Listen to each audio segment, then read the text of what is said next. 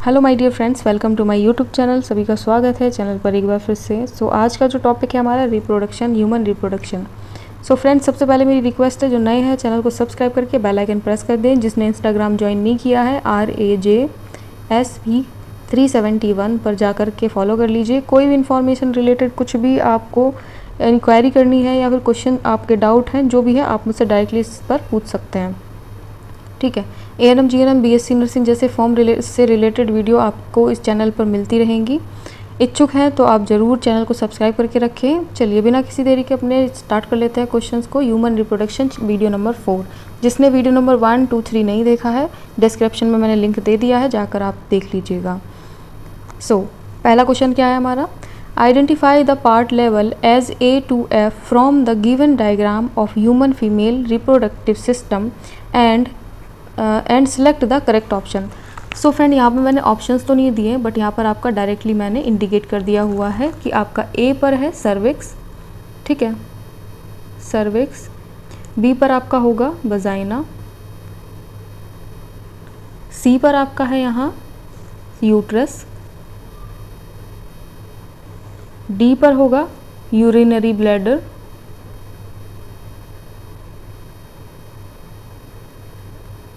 ठीक है। उसके बाद E आपका जो है यहाँ क्लिटोरियस, ठीक है। और F पर आपका यहाँ होगा वेजाइनल ऑरिफिस, ठीक है। आप जो भी अपनी लैंग्वेज में इसको पढ़ सकते हैं, ठीक है। स्क्रीनशॉट ले लीजिए या फिर लिख लीजिए, जैसा आपको ठीक लगे आप वैसा कर लीजिए। कोशिश कीजिएगा लिख कर के याद करना, ज़्यादा अच्छा रहता है, आपको उससे हेल्प रहेगी और ज़्यादा दिनों तक आप याद रख सकते हैं। चलिए क्वेश्चन नंबर 2। सबसे पहले फ्रेंड्स, यहाँ पर देखिए, मैंने लास्ट वीडियो में जो रिसेंट में मैंने कल वीडियो डाला था, उसमें मैंने 5 क्वेश्चंस दिए थे। एक बच्चे ने मुझे सिर्फ सही आंसर दिया है, सिर्फ एक ही बच्चे का आंसर आया। उसके बाद किसी बच्चे ने कोई कमेंट करके ये भी नहीं बताया कि इसका आंसर कौन सा होना चाहिए। देखिए फ्रेंड्स, ज़रूरी नहीं है कि सबको आए ही हर चीज़, लेकिन हमको कोशिश तो करनी चाहिए। कोशिश भी नहीं करना चाहते हैं कुछ लोग, ठीक है। हमेशा मैं कहती हूँ कि कोशिश कीजिए, गलत है कोई बात नहीं, मैं यहाँ पर मैं हूँ बताने के लिए कि कौन सा आंसर सही है, ठीक है। स्क्रीन पर ये देखिए, नाम मैंने यहाँ पर लिख दिया है। इस बच्चे का बहुत ही अच्छा रिस्पॉन्स है। आई होप इसका सिलेक्शन ज़रूर होगा जिसमें भी ये चाहते हैं, ठीक है। सभी इनको कांग्रेस ज़रूर करें। चलिए नेक्स्ट क्वेश्चन देख लेते हैं, क्वेश्चन नंबर 2। यहाँ पर देखिए स्लैश दिया हुआ है, are the primary females organ that produce slash as primary sex is about slash दिया है in length and is connected to the pelvic wall and uterus by. Friend, यहाँ पर सबसे पहले तो एक चीज़ पर ध्यान दीजिए कि यहाँ पर फीमेल सेक्स ऑर्गन की बात हो रही है, तो यहाँ पर टेस्टिस और ये टेस्टिस वाला जो ऑप्शन दिया है इसको तो हम हटा ही देंगे। उसके बाद यहाँ पर देख लीजिए फिलअप करके आप क्या यहाँ पर सही बैठ रहा है। तो चलिए ovary, ovary are the primary female sex organ, बिल्कुल सही है। Oogonia and follicles as primary sex organ, देखिए यहाँ पर ओगोनिया और फॉलिकल्स जो हैं ये बनने, एक ओगोनिया क्या प्रोसेस है, ये फॉलिकल है, ठीक है। किसी प्रोसेस के बाद बनने वाली कोई भी यहाँ पर एक पर्टिकुलर नाम इसको नहीं दे सकते, इसको फॉलिकल ही बोलिए, ठीक है। यहाँ पर ये क्या है, ओवम। तो female sex organ that produce ovum and hormone, ठीक है। As primary sex organ is about 2 to 4 in length and connected to the pelvic wall and uterus by ligament, ठीक है। तो ये हमारा ऑप्शन 3 हम टिक करेंगे, ये हमारा ऑप्शन 3 सही है। चलिए नेक्स्ट क्वेश्चन देख लेते हैं। क्वेश्चन हमारा 3 है, देखिए फिगर से रिलेटेड है, क्वेश्चन ज़रूर ट्राई कीजिए। The given figure is of human female reproductive system. Identify the part level as A, B, C and D and select the correct option. देखिए यहाँ पर मैंने ऑलरेडी इंडिकेट कर ही दिया है कि आपका A पर सर्विक्स है, B पर यूटेराइन कैविटी है, C पर फैलोपियन ट्यूब है, D पर ओवरी है, ठीक है। लेकिन आपको खुद से भी मालूम होना चाहिए कि ये फैलोपियन ट्यूब है, वजाइना है, एग है और ये यहाँ पर यूट्रस कैविटी है, ठीक है। सभी लोग इस तरीके से अगर पढ़ेंगे डायग्राम से रिलेटेड क्वेश्चन, तो डेफिनेटली आपका जो है आधी से ज़्यादा तो प्रिपरेशन समझ लो डायग्राम पढ़ के ही हो जाती है, ठीक है।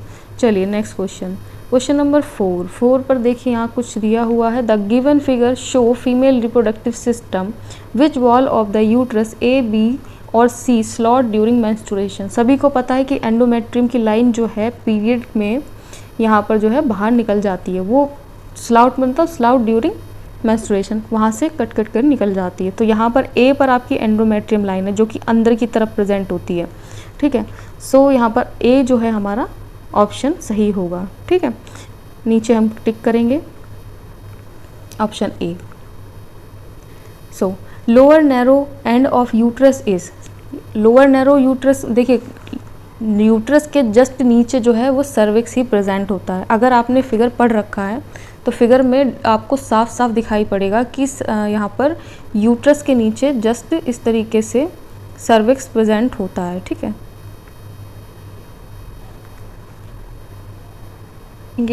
कि जो आपका ये सर्विक्स है वो जस्ट वजाइना से ओपन होता है, ठीक है। इसको एक तरीके से बोल सकते हैं ओपन्स इनटू वजाइना, इतना आप याद रखिएगा, ठीक है। सो जितनी सिंपल लैंग्वेज में आप याद कर सकते हो उतनी सिंपल लैंग्वेज में करिएगा, वो सबसे इजी रहता है। क्वेश्चन नंबर 5 का जो है हम सेकंड ऑप्शन सर्विक्स को करेक्ट करेंगे।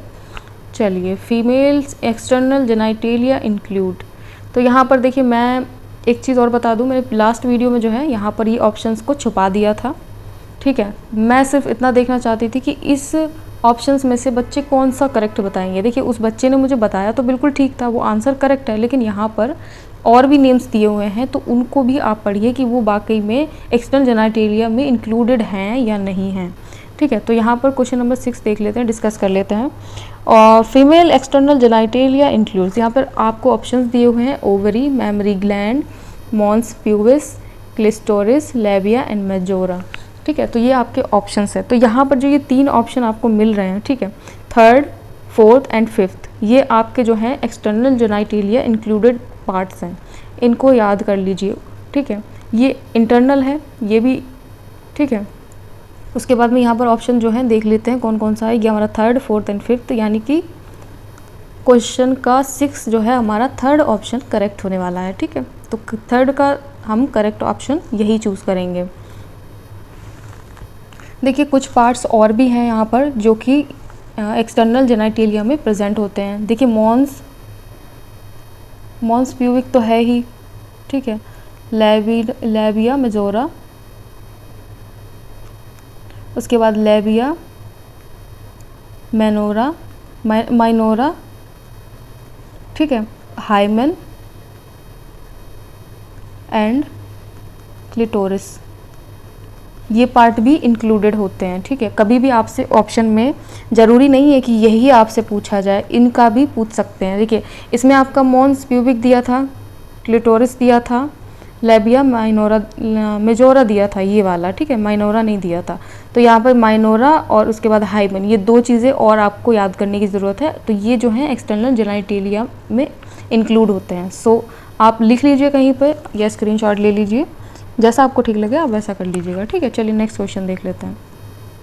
सो यहाँ पर 6 का हम ऑप्शन नंबर 3rd करेंगे, सभी को बता दूँ अगर कोई दिक्कत है तो, ठीक है। क्वेश्चन नंबर 6 का हम 3rd ऑप्शन करेक्ट करने वाले हैं। So question number 7, Bartholin's gland are situated, तो यहाँ पर बार्थोलिन ग्लैंड है क्या, सबसे पहले तो ये पता होना चाहिए ये होता क्या है, ठीक है। ये स्मॉल ग्लैंड होता है जो कि वजाइना के ईच साइड में प्रेजेंट होता है, ठीक है, सभी को मालूम होना चाहिए। ये एक छोटा सा ग्लैंड होता है जो कि एक वजाइना के एक साइड या दूसरी साइड में प्रेजेंट होता है, ठीक है।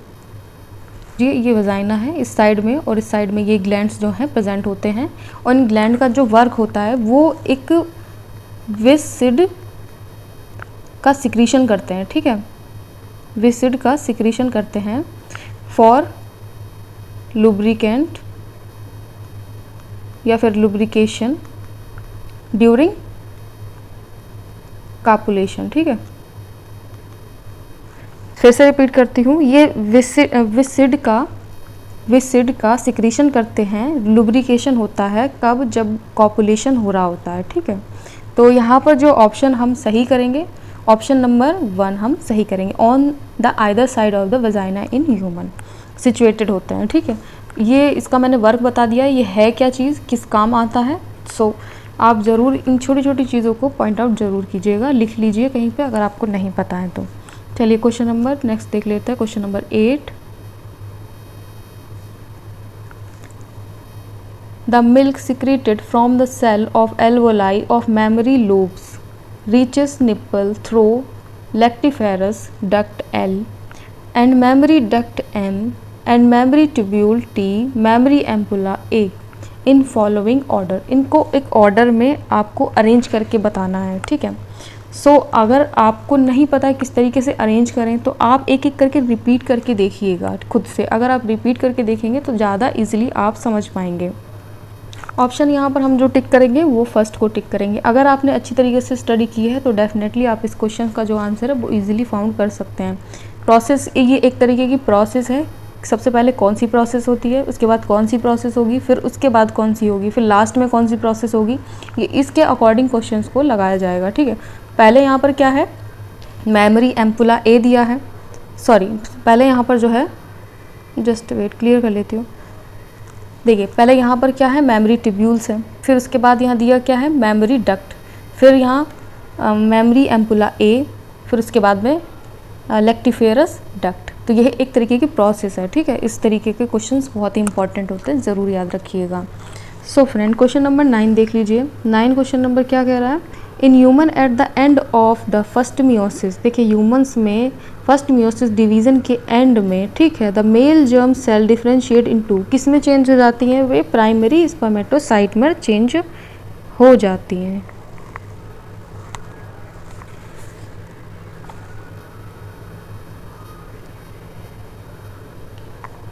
सो फ्रेंड देखिए क्वेश्चन नंबर 9 हमसे क्या कह रहा है, in human at the end of the first meiosis division, humans में फर्स्ट मियोसिस डिवीज़न के एंड में the male germ cell differentiate into the secondary spermatocyte, ठीक है, करेक्ट ऑप्शन होगा। चलिए क्वेश्चन नंबर 10 देख लीजिए। 2n is equal to 16 is in primary is spermatocyte which is in metaphase of first meiosis, ठीक है। what shall be the total number of chromatid in each of the secondary spermatocyte। सो यहाँ पर आपसे पूछा क्या गया है, क्रोमेटिड की संख्या पूछी है टोटल की सेकेंडरी स्पर्मेटोसाइट में, ठीक है। 2n इज इक्वल टू 16, ये क्या है, प्राइमरी स्पर्मेटोसाइट है, ठीक है। यहाँ पर ये इज नहीं होगा, is in A primary spermatocyte which is the metaphase of first meiosis division, ठीक है। सो यहाँ पर क्या पूछा है आपसे, सेकेंडरी स्पर्मेटोसाइट में क्रोमेटिड की संख्या पूछी है। तो सबसे पहले मालूम होना चाहिए सेकेंडरी स्पर्मेटोसाइट में, ठीक है, हमेशा हाफ नंबर ऑफ क्रोमोजोम होते हैं, half number of chromosome present होते हैं। किस में, स्पर्मेटोसाइट में, कौन सी, सेकेंडरी स्पर्मेटोसाइट में हमेशा half number of chromosome present होंगे, ठीक है। इसके अकॉर्डिंग अगर एक कैलकुलेशन लगाया जाए तो हर एक क्रोमोजोम में, ठीक है, हर एक क्रोमोजोम में जो क्रोमेटिड की संख्या होगी वो 2 होगी। मान लीजिए एक क्रोमोजोम है तो क्रोमेटिड कितने होंगे, 2 होंगे, ठीक है। अगर इसका एग्जाम्पल के तौर पर आपको एग्जाम्पल बताया जाए, कोई एग्जाम्पल लिया जाए, तो मान लीजिए 8 क्रोमोजोम है, ठीक है, तो उसकी जो क्रोमेटिड की संख्या होगी वो होगी 16, ठीक है। तो करेक्ट हमारा क्या होगा, 16, यहाँ पर आंसर सही हो जाएगा, ठीक है। लीजिए, how many sperm are formed from a secondary spermatocyte, correct option 2 ही यहाँ पर स्पर्म फॉर्म होते हैं सेकेंडरी स्पर्मेटोसाइट में, ठीक है। चलिए क्वेश्चन नंबर 12 देख लें। How many sperm are formed from 4 primary is spermatocyte, हमेशा 16 पर टिक कीजिए, ठीक है, 16 इज अ करेक्ट आंसर। क्यों, क्योंकि देखिए यहाँ पर अगर एक प्राइमरी स्पर्मेटोसाइट जो है, 1 प्राइमरी स्पर्मेटोसाइट क्या प्रोड्यूस करता है, हमेशा 4 स्पर्मेटोजोआ, ठीक है। तो अगर इसका एग्जांपल दें तो 4 प्राइमरी जो वो होंगी स्पर्मेटोसाइट, 4 प्राइमरी स्पर्मेटोसाइट कितनी प्रोड्यूस करेंगी, 16 प्रोड्यूस करेंगी, ठीक है। ऑप्शन नंबर 3 को हम टिक करेंगे। चलिए क्वेश्चन नंबर 13 देख लेते हैं। ये फिगर सभी लोग पहचान ही गए होंगे किस चीज़ का फिगर है, सभी को मालूम होना चाहिए किस चीज़ का फिगर है, ठीक है। So you of the seminiferous tubule, ठीक है, सभी को पहचान होनी चाहिए फिगर से रिलेटेड क्वेश्चंस की, क्या पूछ रहे हैं, कुछ भी पूछ सकते हैं, ऐसा नहीं है कि कुछ यहाँ पर डिफरेंट पूछा जाएगा, पूछा वही जाता है जो बुक्स में होता है, ठीक है। चलिए क्वेश्चन नंबर 14 देख लेते हैं। In spermatogenesis the phase of maturation involve, यहाँ पर कौन सा फेज इन्वॉल्व होता है, देखिए, the formation of spermatid from primary spermatocyte through meiosis. Question number 14 का थर्ड ऑप्शन को हम करेक्ट करेंगे। ठीक है, चलिए क्वेश्चन नंबर 15 देख लेते हैं। In spermatogenesis reduction division of chromosome occur during conversion of, किनके कन्वर्जन के थ्रू होता है ये? प्राइमरी स्पर्मेटोसाइट सेकेंडरी स्पर्मेटोसाइट के। ठीक है, चलिए question number 16। Which of the following group of cell in the male gonad represent haploid cell? So option यहाँ पर क्या क्या दिए हुए हैं? Spermatogonial cell, germinal epithelial cell, secondary spermatocyte, primary spermatocyte. So option हमारा जो करेक्ट है वो है सेकेंडरी स्पर्मेटोसाइट। ठीक है, अगर मैं समझाना चाहूँ तो एक चीज़ को आप ध्यान रखिए कि मेल गोनाड में आपको हमेशा जर्मिनल एपिथेलियल, मैं शॉर्ट में लिख दे रही हूँ, जर्मिनल एपिथेलियल सेल, ठीक है, उसके बाद स्पर्मेटोगोनिया एंड जो प्राइमरी स्पर्मेटोसाइट्स होती हैं ये हमेशा किस फॉर्म में प्रेजेंट होती हैं? ये हमेशा डिप्लॉइड सेल होती हैं। ठीक है, ये हमेशा डिप्लॉइड सेल होंगी, ये याद रख लीजिए। उसके बाद क्या, जो सेकेंडरी स्पर्मेटोसाइट्स होती हैं ना, वे होती हैं स्पर्मेटिड एंड स्पर्मेटोजोआ।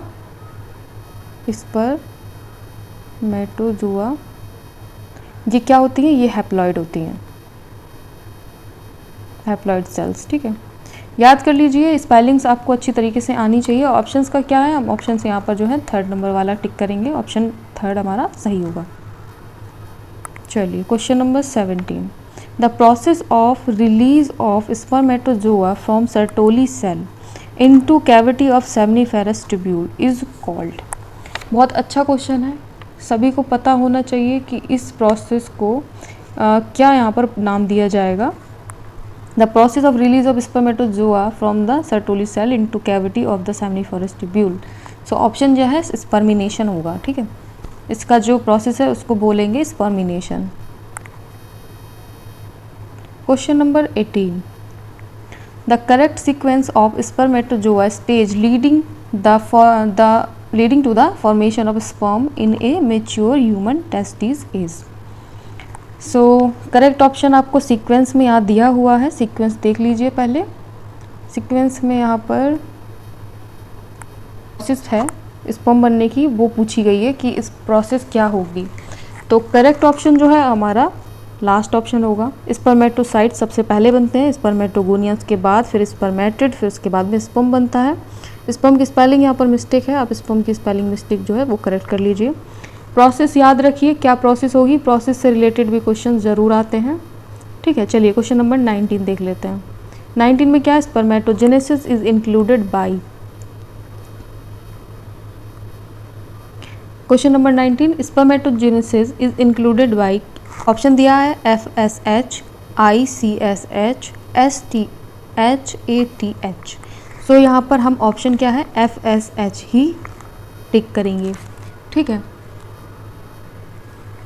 देखिए यहाँ पर FSH ही क्यों यहाँ पर करेक्ट किया है, क्योंकि यहाँ पर FSH जो है वो सर्टोली सेल्स पर काम करता है। ठीक है पर काम करता है। उसके बाद क्या है, स्पर्म का जो फॉर्मेशन होता है उसमें भी ये हेल्प करता है, तो इसीलिए इसको FSH को हमने टिक किया है। ठीक है, चलिए क्वेश्चन नंबर 20 देख लेते हैं।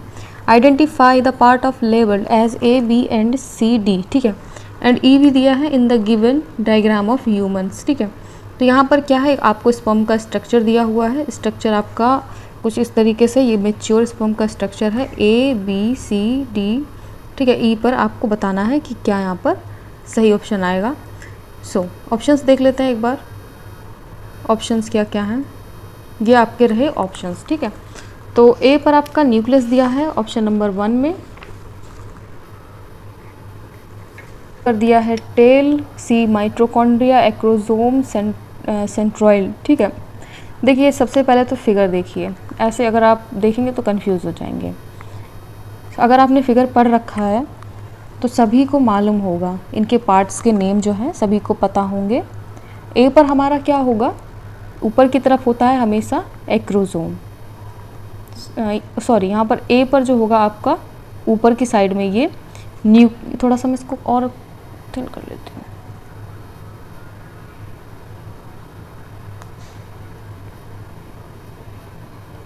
चलिए एक बार फिगर को देख लेते हैं। फिगर आपका यहाँ पर क्या कह रहा है, कंफ्यूज ना हो। फिगर में देखिए सबसे पहले यहाँ ए पर देखिए, ए यहाँ पर क्या है, ये अंदर जो कैविटी आपको दिख रही है, ये कैविटी क्या है, एक्रोसोम। उसके बाद बी, सभी को पता है कि यहाँ पर जो है न्यूक्लियस होता है, ठीक है। सी पर आपका ये है सेंट्रॉइड, सेंट्रॉइड बोल लीजिए, सेंट्रॉइल बोल लीजिए, ठीक है। उसके बाद डी आपका ये होता है माइटोकॉन्ड्रिया,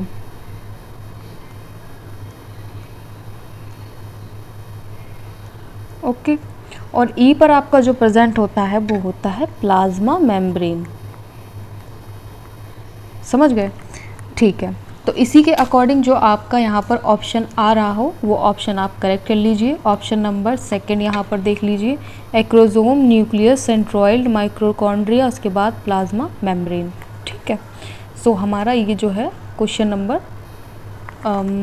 क्या था, 20 का सेकंड ऑप्शन करेक्ट करेंगे, ठीक है। चलिए question number next, question number 21, the middle piece of the sperm contain. अभी क्वेश्चन आपने देखा होगा, अभी जो जस्ट मैंने पीछे दिखाया है जो स्पर्म का फिगर था, अब यहाँ पर क्या पूछा है कि आपसे मिडल पार्ट पूछ लिया है, ठीक है। जो मिडल पीस होता है स्पर्म का उसमें क्या होता है, तो हम सभी को मालूम है माइटोकॉन्ड्रिया प्रेजेंट होता है, ठीक है। उसके बाद चलिए question number 22, a cross section at the mid point of the middle piece of a human sperm. ये स्पर्म से ही रिलेटेड क्वेश्चंस हैं, अगर आप अच्छी तरीके से, इसीलिए मैं बोलती हूँ कि फिगर से आप ज़रूर पढ़ा कीजिए। सो मिडल पीस की बात होती है तो मिडल पीस में क्या है, mitochondria and 9+2 arrangement of microtubules, ठीक है, ये शो होते हैं। चलिए ठीक है, क्वेश्चन नंबर 23 देख लेते हैं। Acrosome is a type of, ये एक तरीके का क्या होता है, लाइजोसोम होता है, सभी को पता होना चाहिए। Question number 24, which of the following contains the actual genetic part of. यहाँ पर एक्चुअल जेनेटिक पार्ट पूछा है, तो जेनेटिक पार्ट हमेशा मालूम होना चाहिए कि ऊपर की तरफ ही प्रेजेंट होता है, जो हेड उसका होगा वहीं पर तो जेनेटिक पार्ट प्रेजेंट होता है। एक बार मैं फिगर में दिखा देती हूँ, देखिए यहाँ फिगर देखिएगा, ये जो एरिया होता है यहाँ पर आपका न्यूक्लियस होगा, इसी में जो है आपका जेनेटिक पार्ट प्रेजेंट होता है हेड में, ये पूरा, ठीक है, ये इसका हेड होता है। चलिए नेक्स्ट क्वेश्चन देख लेते हैं। सो 24 का हम हेड करेक्ट करेंगे। The sperm undergo physiologically mature acquiring increase motility and fertilising capacity in. Question number 25, सो यहाँ पर पूछा क्या है आपसे, sperm undergo physiologically maturation, acquire, increase motility and fertilising capacity की बात हो रही है, ठीक है। तो यहाँ पर क्या है, एपिडिडाइमस, हम करेक्ट ऑप्शन एपिडिडाइमस लगाएंगे। ऑप्शन को करेक्ट क्यों किया है, काफ़ी बच्चे जो हैं इस चीज़ में कंफ्यूज होंगे।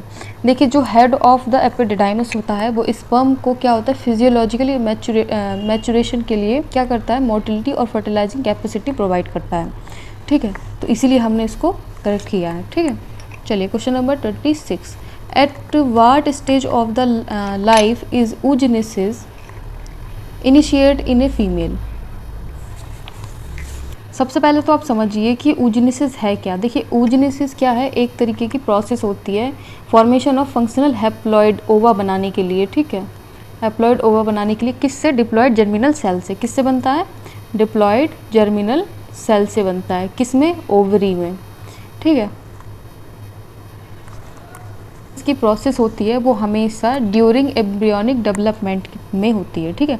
तो यहाँ पर जो है आपका पहला ऑप्शन जो है करेक्ट हो जाएगा। सो आज के क्वेश्चंस इतने ही dear friends, thanks for watching. Like share subscribe ज़रूर कर लीजिए अपने एग्ज़ाम के लिए। Best of luck, thanks for watching again. Share ज़रूर कीजिएगा वीडियो को, लाइक करके ज़रूर जाना। चलिए ध्यान रखिए सभी लोग अपना, टाटा बाय बाय फ्रेंड्स।